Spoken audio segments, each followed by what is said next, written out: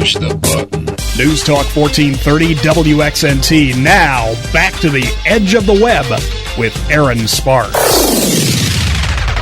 You're on Edge of the Web Radio with Aaron Sparks and John Thompson from Site Strategics. We just went through a lot of information about pay-per-click ads, and we were looking at Dan's catering service.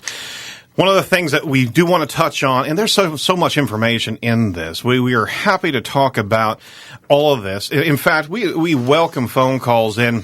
Not only now, 866-440-1430, but you know what? Call us between these two shows, the next show. We got 2 weeks before the next show. Give us a call at 877-SEO-4-WEB, or locally, 317-882-8500, and contact us at sitestrategics.com, because we love to give this information to our clients. That's right. And get them involved and really passionate about how internet marketing works. That's one of it's very exciting, and the cool thing is we get acclimated to new businesses every day, and talking about catering is just making me more and more hungry. One of the things that is kind of put together with all of internet marketing, search engine optimization as search engine marketing, all the leads that you're bringing to your site, you have to know how to measure them. We wanted to step into the realm of analytics for a brief time, because you need to know what's tracking on your website. Now, earlier we in our shows we gave you instructions on how to set up Google Analytics on your site, and it's an easy step-through process. You can research our old shows to go through that. But what we want to talk about now is looking at the analytics. Say that it's been running for several weeks. Now you just set up a paid environment here. We're sending traffic to it.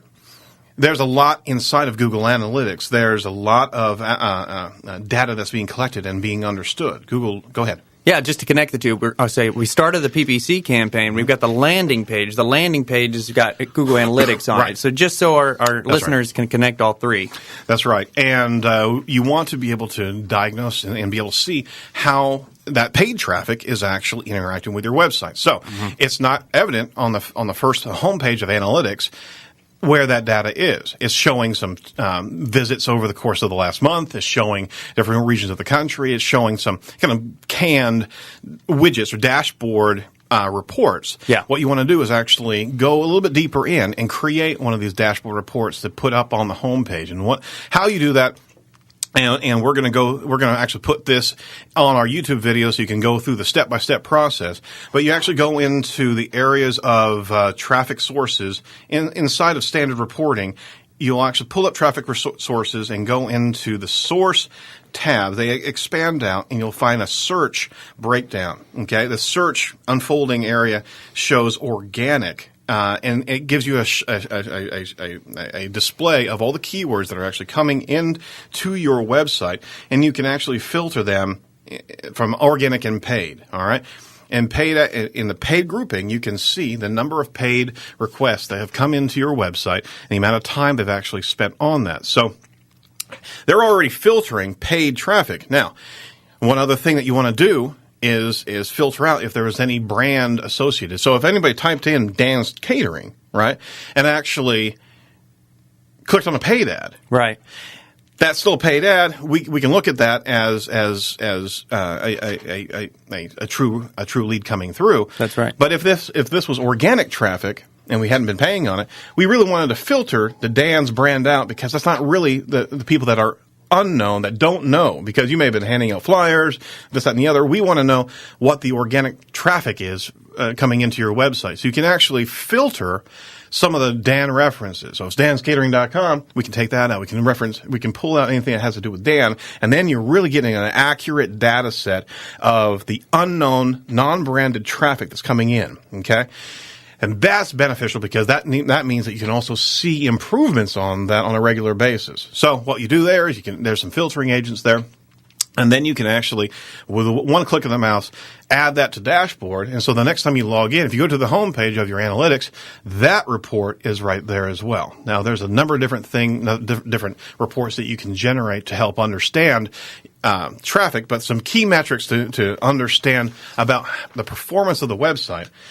The most important thing that we can stress is bounce rate. Bounce rate is incredibly important. If there's organic traffic coming in and you have an 80% bounce rate, that means that your content on your site is not persuasive enough to bring them deeper in to another page. Right. That means that 80% of your visitors are leaving as soon as they hit that front page. That's right. And if the bounce rate goes up, that's even worse. You want to drop that bounce rate.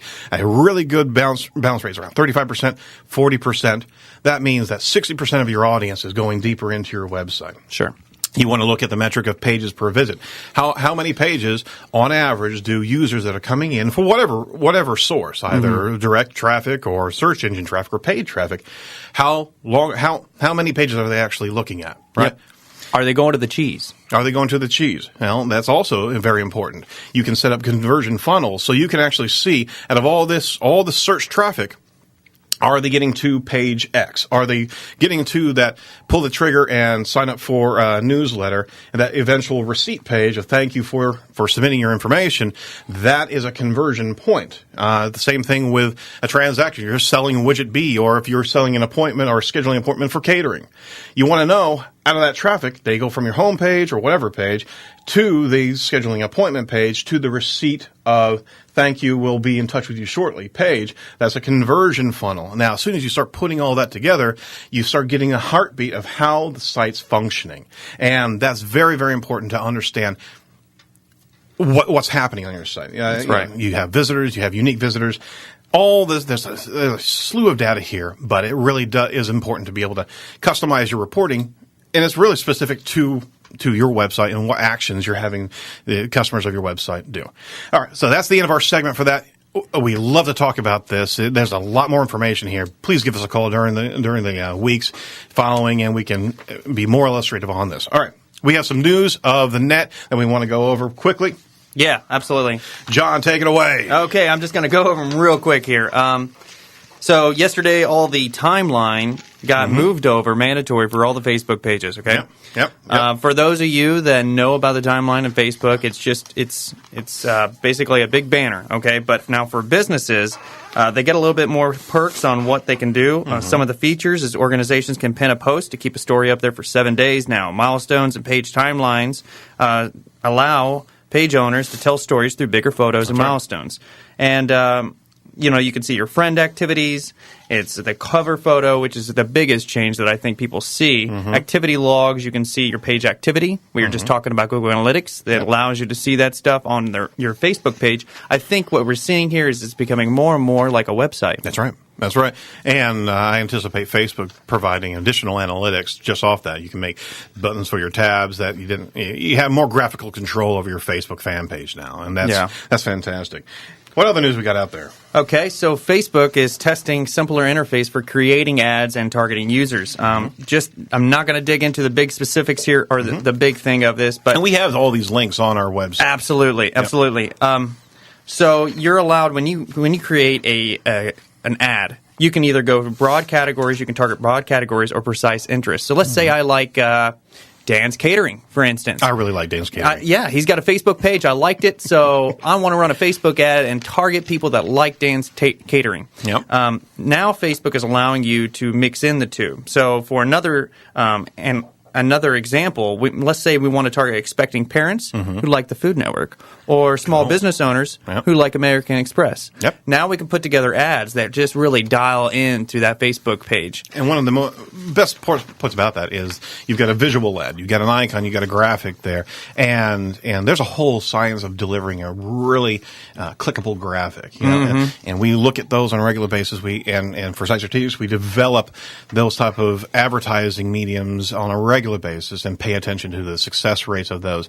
It's a great point of contact for new business, and you can continually improve that. So we're always paying attention to news inside of ads on Facebook. That's really, we've seen some great results on those as well. Absolutely. And I think that takes care of all the ads, and we're going to show you a cool tool real quick, which is grade your Google AdWords account performance. And you can reach this at wordstream.com. It allows you to actually put your whole PPC campaign, should you use Google AdWords, and what they'll do is they'll send you back a report and say, hey, your AdWords is better than 70% of all the other people that submitted it. Very cool. And it will teach you what you can tweak and what you might need to implement in your campaign, and just allows you to do it yourself. That's right. Yeah, I mean, we talked about pay-per-click campaigns. This is a tool that you can reference that actually ties in and helps you adjust your PPC campaign by yourself. All right, we wanted to talk about one of our clients that we're really excited about. We're going to be talking about these regularly. We launched a few sites here recently from Site Strategics, and one of our clients, really big client, and that was Sarah Fisher Racing. Sarah Fisher HartmanRacing.com. They are on the IndyCar circuit, and we launched their website right before the beginning of the races. They were over at St. Pete here on the 25th of March. We launched about the 9th, and we have had some incredible results. Now, one of the main things that we did with Sarah Fisher Racing is we were focusing on getting search engine optimization on the individual tracks through the entire racing season, all 17 different races. And what we did there was build almost a hub website dedicated to the streets of St. Petersburg, tomorrow is actually a Honda Grand Prix. And we've got a dedicated hub page that is referencing hotels, different how to buy tickets, different maps of the track and parking. We developed a lot of content around just that. That wasn't even part of promotion of Sarah Fisher. Absolutely. But it's promotion of an entire area dedicated to providing fans content and an access point to really boil down everything they need to know about that track. Right. We also mashed up a lot of social connections. We are even aggregating news articles across the entire net that are focused on about that particular race. And it has taken off like gangbusters. Go ahead, sir. SFHRacing.com, or you can find them on Twitter at SFHRIndy. That's right. We'll be talking more about that strategy down the future. Hey, this was Edge of the Web Radio. 1430 WXNT. We'll be back in 2 weeks and talking about some more inbound marketing strategies. Have a great week and watch the race.